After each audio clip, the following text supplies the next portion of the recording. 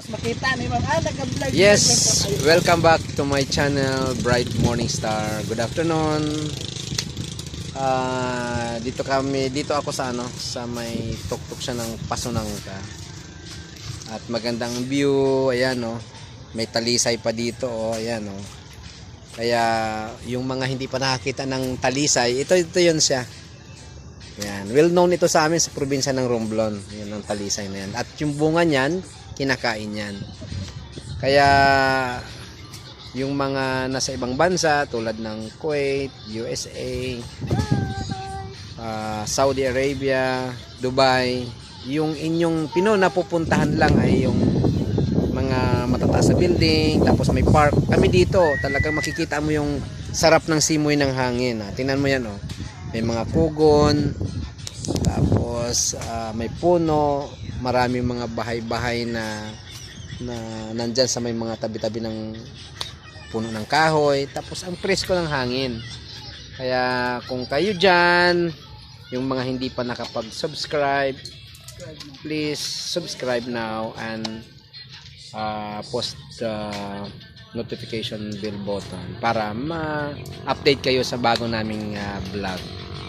At siyempre dito sa area nito, napakaganda at maliwalas ang hangin. Kaya yung mga may problema, yung may mga nasaktan sa girlfriend at mag-boyfriend ay maaring ma-realize nyo dito at maisip, ito pala yung magandang lugar para matanggal yung inyong stress. So ito yung lugar ng Pasunangka sa may Tumaga. Napakaganda ng lugar, very comfortable at fresh yung hangin. Walang maiisip ka na problema kasi malamig ang simoy ng hangin. Dito marami dito ng mga nagtitinda. Ayan may mga nagtitinda. Yung tinda niya, yung bola-bola at saka marami. Meron pang mga pangpansit yata. So dito ay napakaganda ng lugar. Kaya kung gusto nyo na magmasyal dito sa lugar na to para matanggal yung stress nyo, dito lang kayo sa may Tumaga. Ayan, makikita mo yung bundok na malawak. Ayan. Saka ang dami ng mga namamasyal dito. Lalong-lalo na paghapon, marami talaga dito. Kaya hindi kayo malulungkot at mababagot sa inyong pamamasyal. Kaya nandito nga yun. Pangtanggal stress Kaya ayan ang punong ito, maganda. Kasi parang siya, umbrella. Ayan. Ayan, maraming mga sasakyan dito. Ito na yung pinaka-highway. Yung highway na yan, going to Mercedes yan.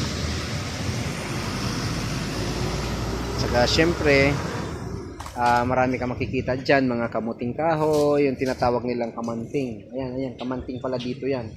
Tapos yung tinatawag sa amin sa probinsya, yung bundo, Yun yung, dito naman ay tumon. So, maganda. Kaya kapag ako ay pumunta ng mga sa may palengke at saka sa may makita ako sa may mga talipapa, yung tumon at saka kamanting, gusto ko talaga bumili yan. O either yung luto na rin yung puto. Ito yung nakikita nyo sa side na yan, yung malaking building dyan na parang arc siya.